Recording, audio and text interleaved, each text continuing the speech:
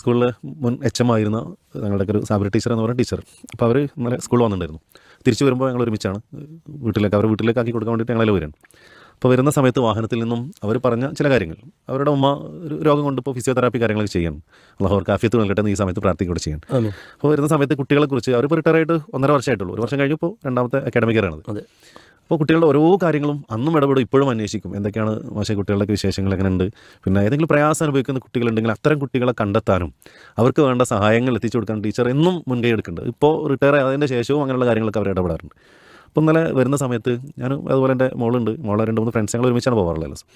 അപ്പോൾ അവർ പറഞ്ഞൊരു കാര്യം, ഇപ്പോൾ 10ാം ക്ലാസ്സിൽ പഠിച്ചുകൊണ്ടിരിക്കുന്ന ഒരു കുട്ടിയുടെ ഉപ്പ ഒരു 1.5 വർഷം മുമ്പ് സ്ട്രോക്ക് വന്ന് അദ്ദേഹം പാടെ കിടപ്പിലായിരുന്നു. ആ കിടപ്പിലായി പിന്നെ ഒക്കെ റിക്കവർ ചെയ്തിങ്ങനെ വന്ന് ഇപ്പോൾ ഫിസിയോതെറാപ്പിക്ക് ഇവർ പോകുന്ന സമയത്ത് സ്വാഭാവികമായിട്ടും ആ കുട്ടിയുടെ ഉമ്മയും അവിടെ എത്താറുണ്ടെന്നുള്ളതാണ്. എന്നിട്ട് ആ ഉമ്മയെക്കുറിച്ചാണ് പിന്നെ ടീച്ചർ ഞങ്ങളോട് പറയുന്നത്. ആ ഒരു സ്ത്രീയെ സമ്മതിക്കണം.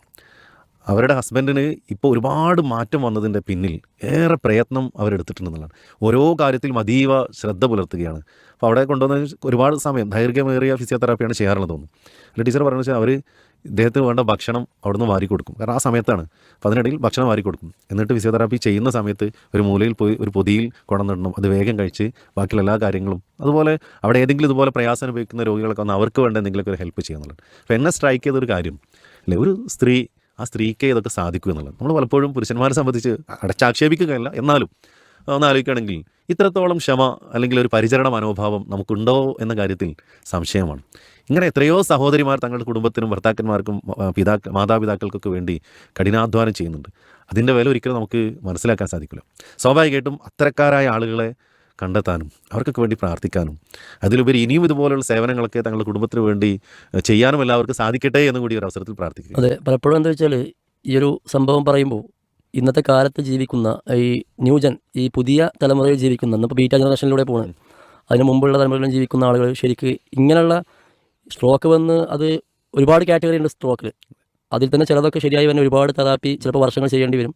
ചിലത് വലിയ കാറ്റഗറി വന്നാൽ മരണം വരെ സംഭവിച്ചു പോകും. ആ ഒരു സമയത്തും വളരെ ക്ഷമയോടുകൂടി കൂടെ നിന്നെല്ലാം ചെയ്തു കൊടുക്കുന്ന ഒരു ഭാര്യയും ഭർത്താവും, ആ ഭർത്താവിനോട് ചെയ്തു കൊടുക്കുന്നത്.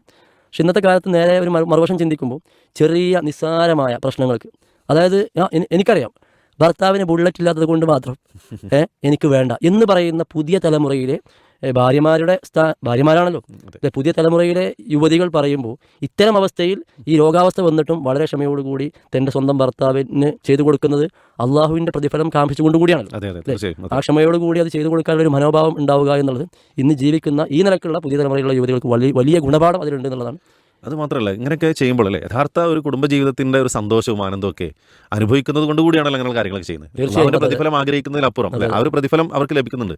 തൻ്റെ ഭർത്താവിനെ നോക്കേണ്ടതും അദ്ദേഹത്തിൻ്റെ ഉത്തരവാദിത്തം നിർവഹിക്കേണ്ടത് എൻ്റെ ഒരു കർത്തവ്യമാണ്. അതിലെനിക്കൊരു മാനസികമായ സന്തോഷം കൂടി ലഭിക്കുന്നുണ്ട് എന്നുള്ളൊരു സന്തോഷം നിങ്ങൾ നേരത്തെ പറഞ്ഞ പോലെ പുതിയ തലമുറയൊക്കെ മറന്നു പോകുന്നുണ്ടോ എന്നുള്ളത് കൂടി നമ്മൾ